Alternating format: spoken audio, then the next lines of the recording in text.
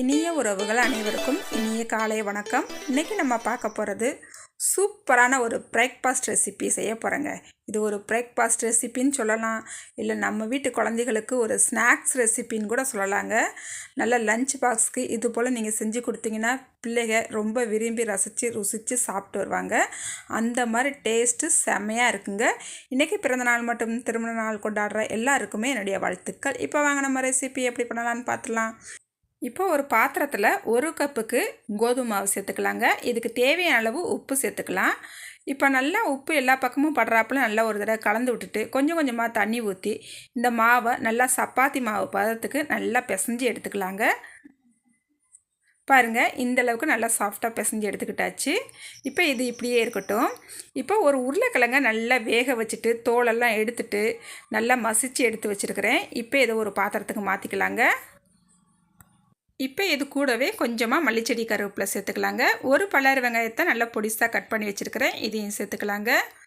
1/4 spoon மஞ்சள்தூள் சேர்த்துக்கலாம், 1 spoon வத்தப்பொடி சேர்த்துக்கலாம், ஒரு 1/2 ஸ்பூனுக்கு மல்லிப்பொடி சேர்த்துக்கலாம். தேவையான அளவு உப்பு சேர்த்துட்டு நல்லா இதை மிக்ஸ் பண்ணி எடுத்துக்கலாங்க. பாருங்கள், நல்லா மிக்ஸ் பண்ணி எடுத்துக்கிட்டாச்சு. இது இப்படியே இருக்கட்டுங்க. இப்போ இந்த மாவை நம்ம சின்ன உருண்டையாக நம்ம பிரித்து எடுத்துக்கலாங்க. பாருங்கள், இதை அதுக்கப்புறம் சப்பாத்தி மாவை நம்ம எப்பயும் விரிக்கிறது போல் நல்லா விரித்து எடுத்துக்கிட்டு நம்ம ரெடி பண்ணி வச்சுருக்கிற ஸ்டஃபிங்கை இதில் சேர்த்துக்கலாங்க. பாருங்கள், ஒரு 3 ஸ்பூனுக்கு சேர்க்குறேன். இந்த ஸ்டஃபிங் இந்த மாவோட எல்லா பக்கத்துக்கும் வர்றாப்புல இந்த மாதிரி நல்லா வச்சு எடுத்துகிட்டு அதுக்கப்புறம் இதை 3 பாகமாக நல்லா மடித்து எடுத்துக்கலாங்க. ரொம்ப நம்ம மடிச்சிடக்கூடாது, வேகாது நம்மளுக்கு. இப்போ இது 3 பீஸ் வர்றாப்புல நல்லா கட் பண்ணி எடுத்துக்கலாங்க. இந்த ஓரங்களை லைட்டாக கட் பண்ணிக்கலாம். பாருங்கள், இது போல் நான் எல்லாத்தையும் கட் பண்ணி ரெடி பண்ணி எடுத்துக்கிறேங்க. இப்போ ஒரு கடாய் அடுப்பில் வச்சுக்கிட்டு ஒரு ஸ்டாண்டு போட்டு வச்சுருக்கேங்க. இப்போ ஒரு பிளேட்டில் எண்ணெய் தடவி எடுத்து வச்சுருக்கிறேன், அதையும் உள்ளே சேர்த்துக்கலாம். சேர்த்துட்டு இது கூடவே நம்ம ரெடி பண்ணி வச்சுருக்கிற அந்த மாவுகளை உள்ளே சேர்த்துக்கலாங்க.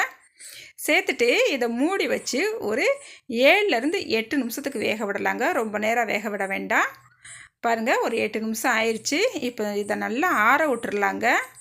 இப்போ ஒரு பவுல் எடுத்துகிட்டு இதில் 2 முட்டைகளை உடச்சி ஊற்றிக்கலாங்க.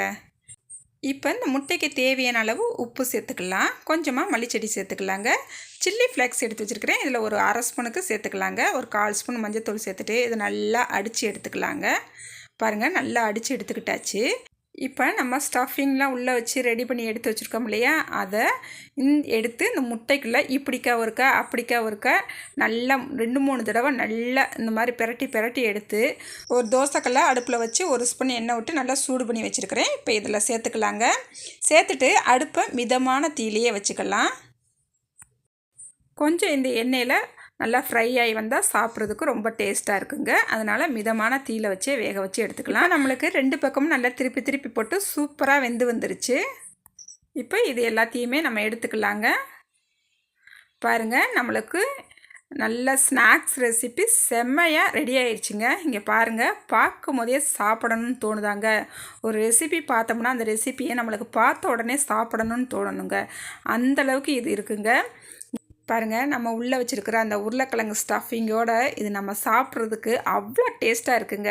நம்ம வீட்டு குழந்தைகளுக்கு இது போல் நீங்கள் செஞ்சு கொடுங்க, ரொம்பவே விரும்பி ருசித்து சாப்பிடுவாங்க. சின்னவங்க மட்டும் இல்லை, பெரியவங்களுமே ரொம்ப விரும்பி சாப்பிடுவாங்கங்க. நீங்களும் மிஸ் பண்ணாமல் இது போல் ஒரு தடவை ட்ரை பண்ணி பாருங்கள். ட்ரை பண்ணிவிட்டு எப்படி வந்துச்சுன்னு மறக்காமல் கமெண்ட்டில் சொல்லுங்கள். இந்த வீடியோ உங்களுக்கு பிடிச்சிருந்தா லைக் பண்ணுங்கள், ஷேர் பண்ணுங்கள். புதுசாக பார்க்குறவங்களா இருந்தால் என்னோட சேனலை சப்ஸ்கிரைப் பண்ண மறந்துடாதீங்க. பாய், அடுத்த ஒரு வீடியோவில் பார்க்கலாம்.